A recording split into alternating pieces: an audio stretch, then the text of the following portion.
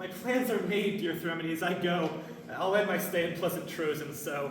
Gripped as I am by deadly uncertainty, I've grown ashamed by my inactivity. For more than 6 months, far from my father here, I'm unaware now of the fate of one so dear. I'm unaware even in what place he might be. Where would you look for him, my lord? All ready to ease your concerns, which may yet be justified, I've rounded the 2 seas Corinth's heights divide. I sought Theseus among those by the roadstead, where Acheron is seen to flow towards the dead. I visited Elis, and on leaving Tenerus, sailed the waves that saw the fall of Icarus. What gives you fresh hope? In what happy depths do you think to discover traces of his steps? Who even knows if the king, your father, would wish the mystery of his absence understood?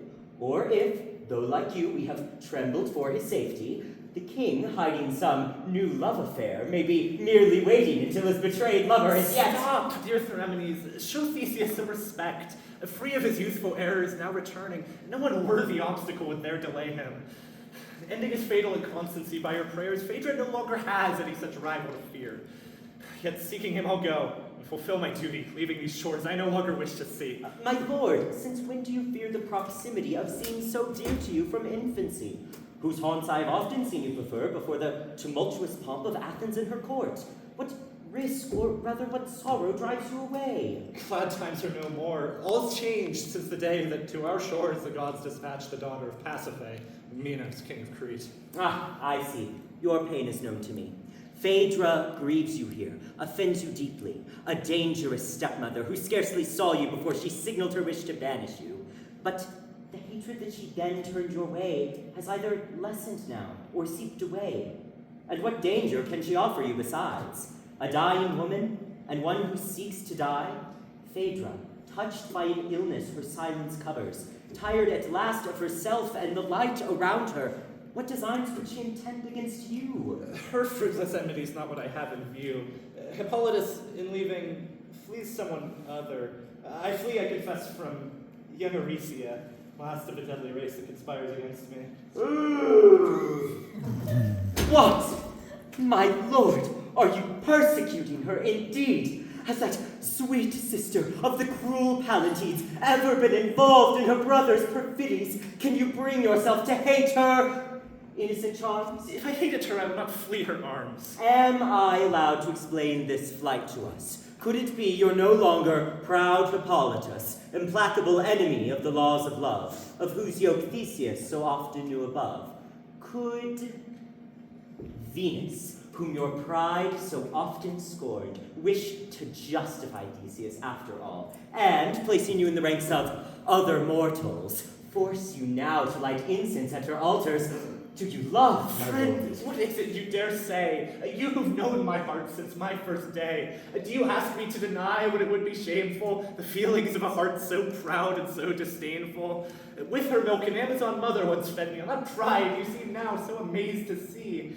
Then when I myself achieved a riper age, I knew and approved my thoughts at every stage. Attached to me then with eager sincerity, you told me all about my father's history. You know how my soul, attentive to your voice, was warmed by the noble story of his exploits, as you revealed that intrepid hero to me, consoling us mortals for lost Hercules, monsters choked and robbers punished, Procustus, Cercyon, Sciron, and Sinis, Epidaurus and the giant's bones flung abroad, Crete smoking with the blood of the Minotaur. But when you told me of less glorious deeds, his words in 100 places pledged, still more received. Helen in Sparta, stolen from her parents, Periboia's tears, witnessed by all Salamis. So many others whose names he's forgotten, credulous spirits deceived by his passions. Ariadne singing to the rocks those injustices, Phaedra won, at last under better auspices. You know how regretfully hearing that discourse, I often urged you to abridge its course, happy if I could erase in memory the unworthy chapters of so fine a story. And am I myself entangled in my turn? Is my humiliation the gods' concern? My cowardly sighs are the more contemptible, since glory renders Theseus excusable. Because as yet myself I have tamed no monsters, have acquired no right to imitate his failures. And even if my pride could be sweetened more, would I choose Aricia as my conqueror? Is my mind so lost it no longer remembers the eternal obstacle that separates us? My father disapproves, and laws most severe prevent her from granting nephews to her brothers. He fears the offspring born of a guilty strain. He'd like to bury their sister and their name, submit her to his guardianship till the grave, and ensure that for her no wedding torches blaze.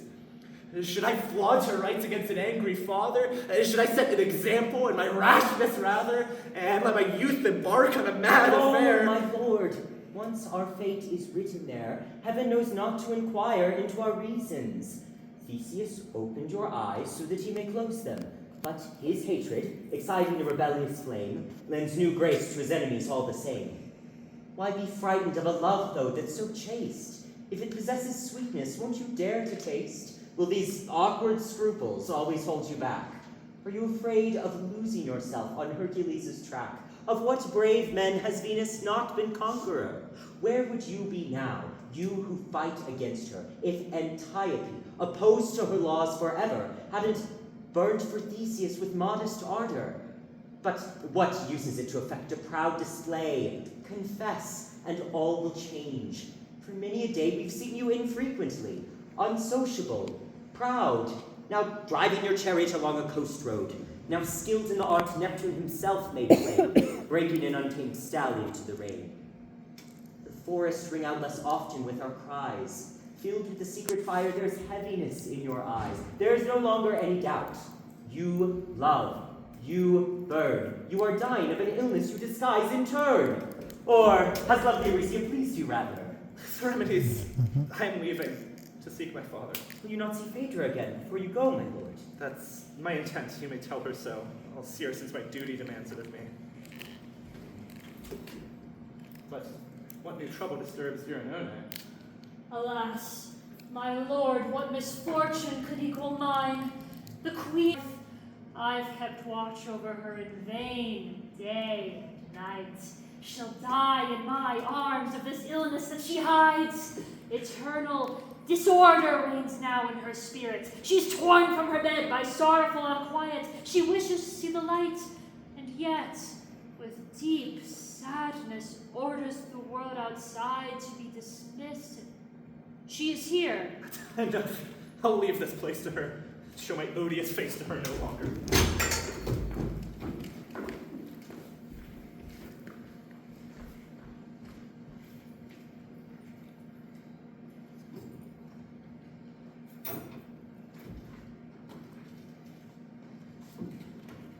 Let's go no further. Stay, dear Oenone. I can't support myself. My strength has left me. My eyes are dazzled on seeing the light of day.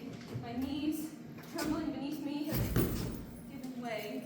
Alas. All powerful gods, if tears could but appease. How these vain ornaments, these veils burden me. What irksome hand weaving these knots about has gathered my hair with such care on my brow? All afflicts and harms and conspires to harm me. Your wishes thwart one another alternately. You yourself, condemning your unjust intent, urged our hands to prepare you for this instant. You yourself, recalling your former strength, wished to rise again and see the light at length. You see it, mistress, and start to hide once more. Do you hate the daylight you were searching for? Noble, glittering creator of a sad family, you whose daughter my mother dared claim to be. Blush perhaps on seeing my troubled mind. Oh, son, I come to look on you one last time. What? Will you never forget that cruel desire of I always to see you renouncing life entire, making funereal preparations for your death? Gods, why am I not sitting in that dark forest? When shall I follow the chariot with my eyes charging nobly on through the dust that flies? What, lady? Madam, where am I? What do I say? Where have I let my will and spirit go play? I have lost them. The gods deny me their use. Oenone blushes cover my face, it's truth. I have let you see my sad shame too clearly, and my eyes, despite myself, weep tearfully. Oh, if you must blush, blush for your silence that still embitters your sorrow's violence. rebelling against our care, deaf to our discourse. Will you let your last days take this pitiless course? What madness limits them in the midst of their force? What spell, what poison has dried up their source? 3 times the shadows have obscured the sky, since sleep has entered your saddened eye. 3 times has day driven night from the firmament, while your body languished without nourishment. By what fearful design are you being tempted? By what right do you dare to let your life be ended? You offend the gods, creators of your reality. You betray the man to whom you pledged all loyalty. You betray your children, those unfortunates whom you drive beneath the yoke's harsh weight. Think how that day will deprive them of their mother and give hope to the son of that alien other, that proud enemy of yours, your race's doom, that son an Amazon carried in her womb, that Hippolytus. Gods! You're moved by my censure. Wretched woman, whose name do you dare to mention? That's good. Your anger rises for a reason. I'm glad to see you shudder at her fatal son. Live then, as love and duty shall drive you on. Live, and don't allow that child of a Scythian, crushing your children in despised embrace, to command the gods in Greece's noblest race. But don't delay. Each moment now is killing you. Quickly then, your waning strength needs rescue, while the flame of your life, though dwindled, still endures, and can even yet be rekindled. I've already prolonged its guilty thread too far. How? By what remorse are you being torn apart? What crime could have brought about such fierce pain? Your hands have no innocent blood on them, no stain. Thanks to heaven, my hands are not criminals. With the gods, my heart were innocent as well. And what fearful project have you tried that leaves your heart so terrified? I've told you enough, now spare me the rest. I died to evade this disastrous urge to confess. Well, die, and so protect that inhuman silence, but seek another hand to close your eyes. Though scarcely a feeble ray of light is left you, my spirit will descend to the dead before you. 1,000 roads ever open lead us on, and my true grief will choose the shortest one. Cruel one, when has my faith ever betrayed you? Think, when you were born, it was my arms received you. For you, I left everything, my land, my children. Is this the reward that loyalty shall be given? What benefit do you hope for from this violence? You'll shudder with horror if I break my silence. Great gods, what would it yield to the horror of seeing you die, my eyes unsealed? If you knew my crime, my fate that crushes the will, I would die no less. I would die more guilty still. My lady, by the tears for you that wet my face, by your faltering knees that I here embrace, free my spirit from dreadful questioning. You wish it so. Rise. Speak, I am listening. And what shall I tell her? Begin, but where? Don't offend me with idle hints of terror. Oh, Venus's hatred. Oh, fatal anger. To what distraction did love not drive my mother? Forget these things, and in future, my lady, let eternal silence hide their memory. Ariadne, my sister. Wounded by what passion did you die on the shore where you were abandoned? Why this, my lady, what mortal misery excites you today against your family? Because Venus wills that of this dreadful race I shall perish the last. You are most disgraced. Do you love? I feel all the furies of desire. For whom?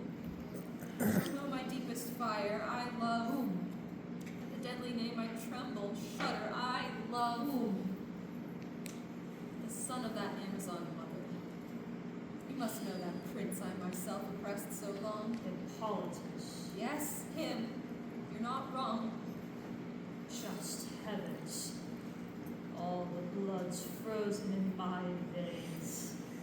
Oh, despair. Oh, crime. Oh, you race without shame! Unhappy voyage, oh miserable shore.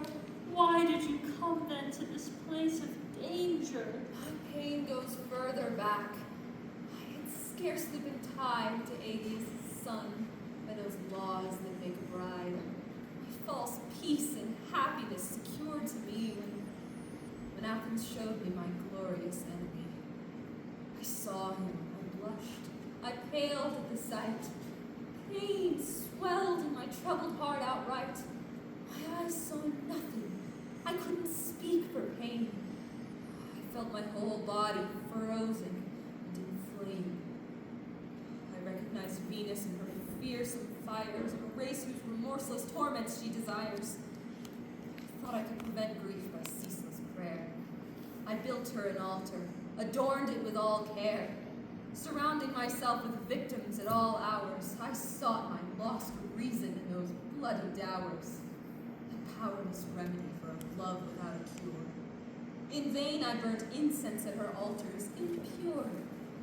When my mouth called on the name of the goddess, I adored Hippolytus, my vision of him endless.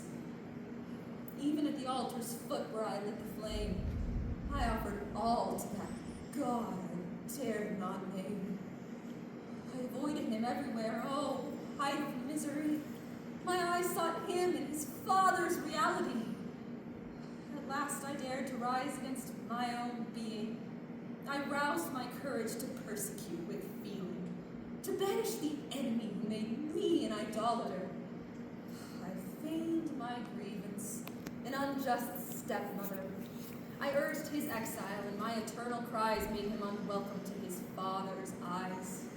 I breathed Panope then. Given his absence, my days, less troubled, were spent in innocence, submitting to my husband, hiding pain instead, caring for the fruits of our fatal marriage bed. Useless precaution, cruel destiny, brought by my husband to Trojan, only to see before me the one I'd sent away. My wound, still living, quickly bled again. It's no longer an ardor hidden in my veins. It's Venus fastening wholly on her prey. For my crime I now conceive a perfect terror. I view my life with hatred, my love with horror. Dying, I wish to protect my name by that act, concealed from the light of flame so black. I could not endure your tears, nor questioning. I've confessed it all, and I repent of nothing, provided you respect my death's approach, without afflicting me with unjust reproach, and that you cease to recall by your vain aid this remnant of life I'm ready to breathe away.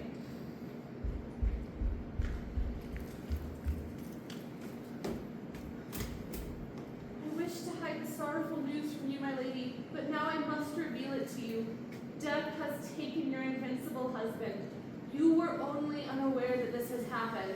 Panope, what are you saying? That the queen betrayed would demand Theseus' return from heaven in vain, and that Hippolytus, his son, has learned of this before, from those ships which have lately come to shore. You heavens! Athens is split over choice of leader. One gives his vote to your son, the prince. Another, forgetting the laws of his country, dares grant support to the son of your enemy. They even say through insolent intrigue would crown Aricia and the Palatines. I thought this peril might be turned from you. Even now Hippolytus prepares to leave us too, and I fear that if he appears in that storm, the fickle crowd will follow him in swarms. Panope, that is enough. The queen who's listening will not neglect to heed your vital warning. My lady, I've ceased to urge you to live on. I'd already decided to follow you to the tomb. I had sought to deter you no longer. But this new trouble forces new duties on you. Your fate has altered and shows another face. The king's no more. My lady must take his place. You belong to your son, left to you by that death. A slave if you die, a king while you have breath. On whom in this trouble would you have him depend? His tears will find no hand to dry them, no friend. His innocent cries heard by the gods above will harm his mother and anger his ancestors. Live! You've nothing to condemn yourself for there. Your passion becomes a commonplace affair. Theseus, in dying, destroy those complications that formed the crime. The horror of your passion, Hippolytus' presence is less fearsome to you now. You can see him without guilt on your brow. Perhaps, convinced of your profound aversion, he'll make himself the leader of this sedition. Disabuse him of this error. Sway his bravery. King of this happy land, Trojan's his destiny, and he knows that the law will grant to your son those proud ramparts of Minerva's creation. Both of you face the same true enemy. Combine, oppose Oresia in harmony. Well, I will let myself be led by your advice. Let us live, if they can bring me back to life. And if love of a son at this gloomy time can reanimate what's left of me,